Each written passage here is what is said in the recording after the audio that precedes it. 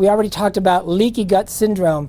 Gastroenterologists call it hyperpermeability syndrome because the colon, like I said, is supposed to have millions of tiny little holes whose purpose is the resorption of minerals and water. The only thing that's supposed to leave the body is waste. And so if the sludge becomes layered upon layer along the lining of your colon, like I said, some of the holes get locked open, and that allows the introduction of these intact molecules into the systemic circulation. Now, have you ever seen a guy who has a skinny neck, skinny arms, skinny legs, but he's in the 4th trimester? Those guys, they're not fat.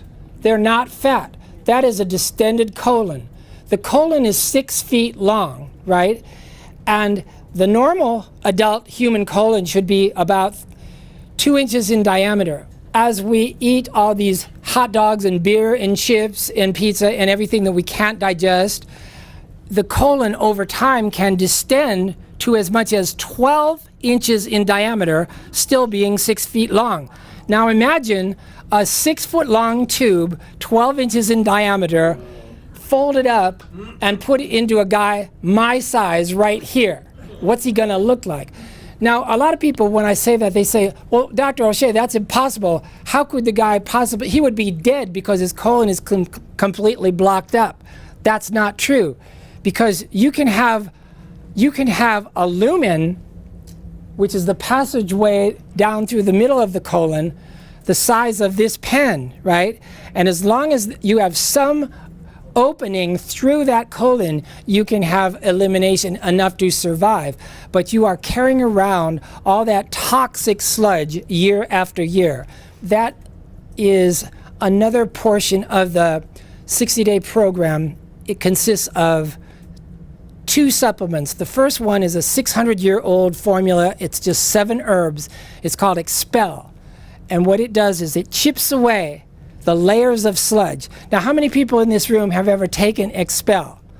It's not a question of, is it going to work or not? It's a question of, how fast do you want it to work? So I always tell people, start with just 1 at dinner time, work your way up to 3 or 4. Because what you're gonna find out is one morning, you gotta do that every single day, it's 60 days, right? One morning, a whole lot more is going to come out of you than ever came out of you before. And what do I always say? When that happens? Breakthrough. Nope. Nope. I got to stop asking rhetorical questions. Remember, when I ask a question, it's like, oh, wait, no, actually, that's not true, because sometimes I really do ask questions, but this isn't one of them. When that happens, do not call me. People call up in the middle of the day, right in the middle of, no. People call up in the middle of the day and they give me all the descriptions of their excreta in 4-part harmony. I don't care. What is the alternative? What is the alternative? The stuff is coming out of you. Just, you should rejoice, rejoice. Thank God. Okay, so foods come in 2 varieties, in my opinion. This is an oversimplification, but there's a way that it's true. Foods either cleanse you and nourish you, or else they clog you up.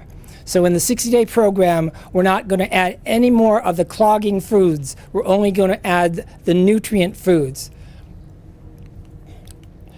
Excretion or storage. Excretion or storage. The classical nutritionists call this bioaccumulation. So it's not just the cellulite and the gut and all the extra fat that gets converted, but it's also atherosclerotic plaque. It's uric acid deposits in the joints. All these unmetabolizable processed foods, they can take up residence in virtually any organ or tissue. Now, who was telling me last night at dinner? Floaters. They detox floaters out of their eyes, and the ophthalmologist told him there was no way to do that. So there's so many things that can. What am I talking about? So many things. Everything. Virtually all conditions can be ameliorated by a serious, regimented, specific detoxification. Chronic diseases progress with age.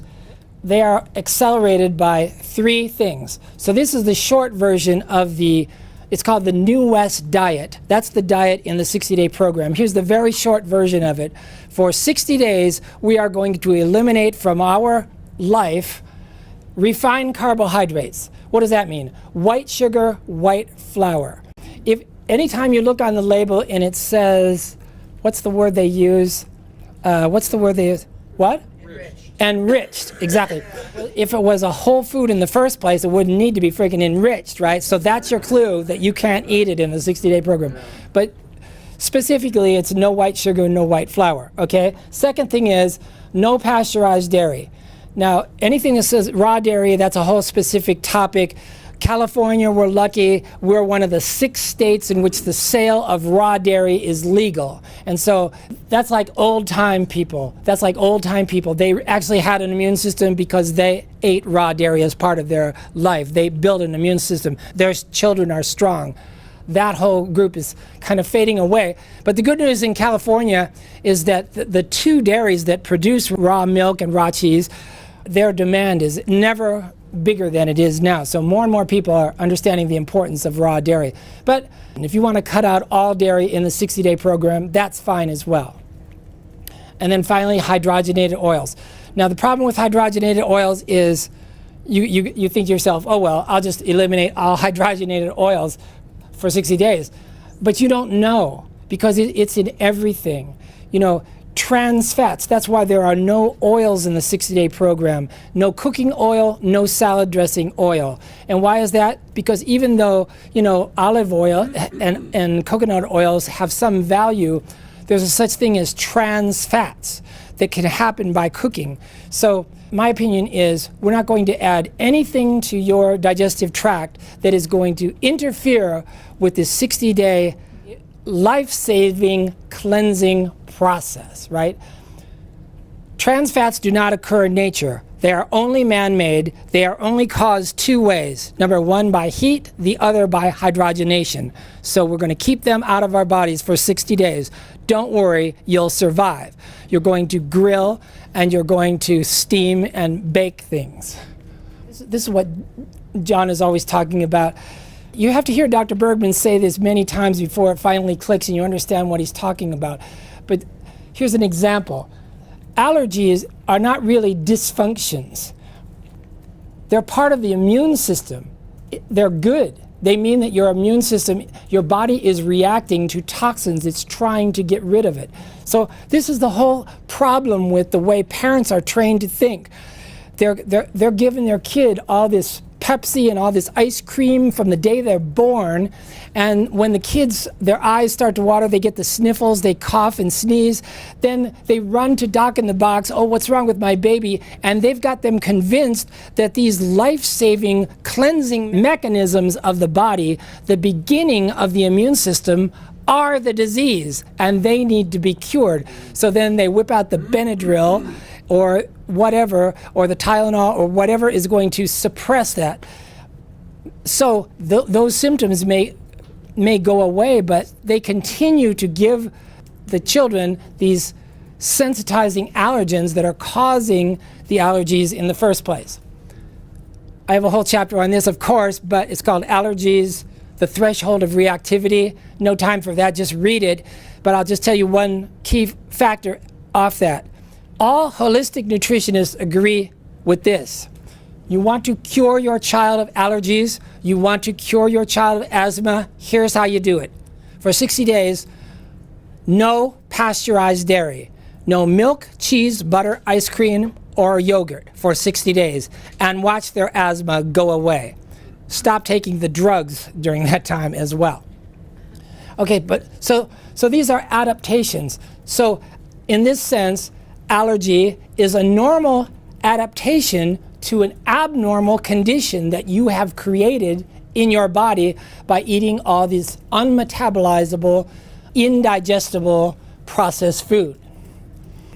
our immune system has evolved over the last 200,000 years to get to the point where it is now.